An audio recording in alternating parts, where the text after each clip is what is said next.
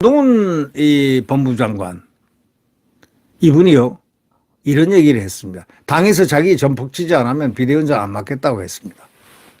그렇죠. 한동훈 장관은 탐욕스럽지 않다 이런 얘기입니다. 나는 당에서 전폭 지지해야 비대위원장 하지 그렇지 전폭 지지 안 하면 안 한다. 이 바로 이런 얘기 아니겠습니까? 한동훈 법무장관이 자신의 그 당 비상대책위원장 추대 여부를 논의한 국민의힘 의원과 원외 당협위원장 연석회의를 앞두면서 그렇게 한 말이 바로 그겁니다.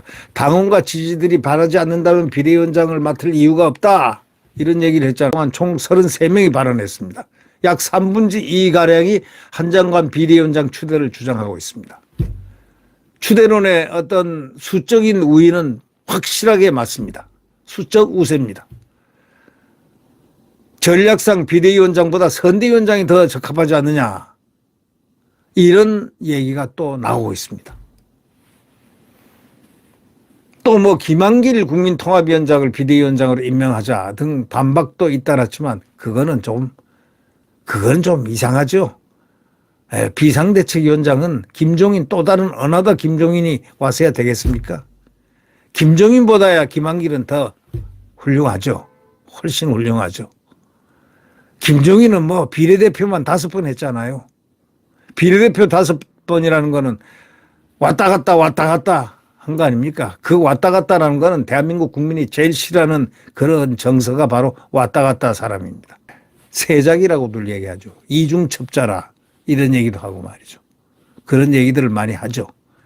김종인은 어느 부류에 속하는지 여러분이 판단하시면 될 것 같습니다.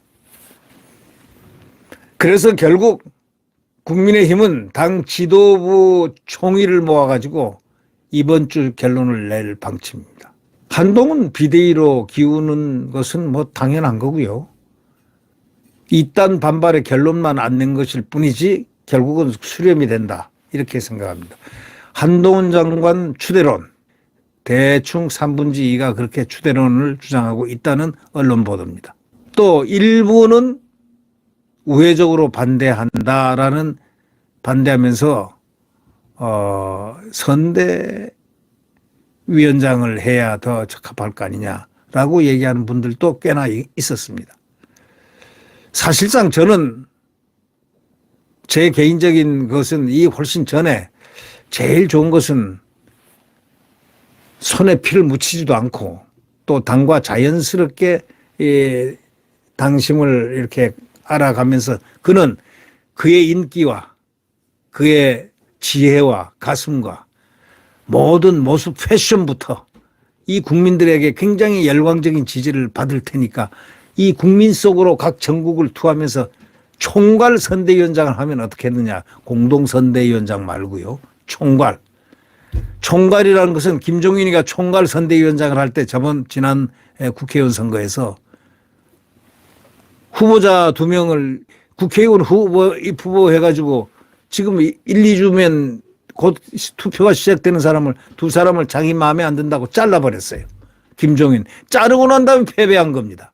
심재철이가 그때 원내대표 할 때 아마 김종인 또 찾아가서 그렇게 했죠. 지난번에는. 아마 그런 걸로 지금 기억이 되는데.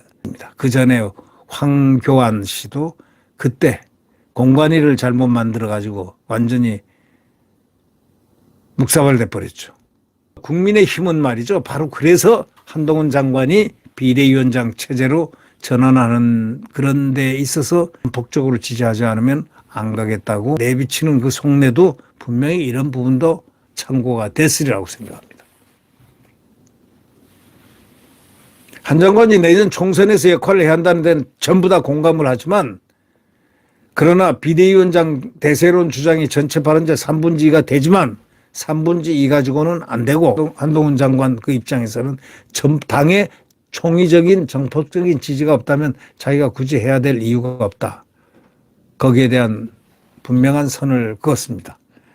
자, 이왕 힘을 실어줄 것 같으면 전부 총의로 실어주고 그렇지 않으면 총괄 선대위원장으로서 활용을 하든지 해서 여하튼 이번 선거는 한동훈이가 빠지면 안 됩니다. 한동훈, 원희룡 2사람이 두 사람 중에 아무라도 한 사람 빠지면은 선거는 망칩니다. 두 사람이 양축으로서 가야 된다. 솔직히 말해서 뭐 어떤 걸 맡든지 간에 두 사람이 한 개씩 맡아가지고 가야 된다. 비대위원장, 총괄선대위원장. 이 둘 중에 하나를 맡아서 하여튼 100명씩 한 사람이 일당 100, 일당 100 하면 200석 가져올 거 아니냐 이거예요. 그런 정신으로 하지 않으면 안 된다. 이런 얘기입니다. 잘 되리라고 생각합니다. 이 두 분은 다 결기가 있는 분이고 당을 위해서 희생과 헌신을 하겠다는 그런 정의적 어떤 관점에서 확고한 신념의 소유자들이니까 가능하다고 생각합니다. 네. 아주 맨파워가 이번에 좋습니다. 이게 바로 전환과 변환의 시기입니다. 타트의 전환기. 바로 거기서 국민의힘은 승리합니다. 200석으로. 저는 항상 200석을 주장합니다. 원희룡이 100석 가져오고 한동훈이가 100석 가져오고 합치면 200석 아닙니까? 아마 그 효과가 아마 150% 나타나리라고 저는 확신합니다. 민주당이 지금 박살이 나고 있지 않습니까? 스스로 박살나고 있는 폭망하는 풍랑 속으로. 또 송영길이도 감방 갈 가능성이 매우 높아지고 구속이 됐지 않습니까? 송심 2심이라는 2심 또한 바로 송심 따라 갈 길을 갈 거라는 건 우리가 더욱더 가까워졌다는 걸 느끼지 않습니까? 네. 이런 상황에서 200석을 국민의힘이 못한다면 어떻게 되겠습니까? 그래서 필요하고도 충분한 조건인 원희룡과 한동훈과 원희룡이 양축으로 이번에 선거를 치르면 100% 승리합니다. 200석을 얻을 수 있다. 저는 그렇게 보고 있습니다.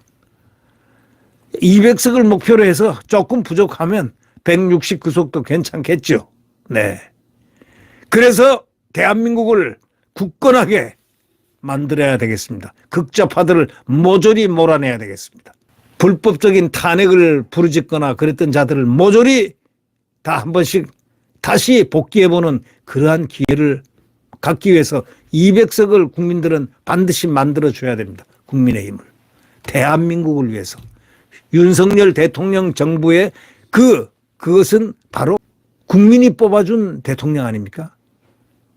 윤석열 대통령은 그 성공이 대한민국의 성공이고 대한민국의 성공이 곧 대한민국 헌법 가치의 헌법 정체성의 연속을 의미합니다. 윤석열 대통령이 만약에 이번에 극좌파들에 의해서 우리가 선거에 진다면은 윤석열 정부는 식물정부가 될 가능성도 있다.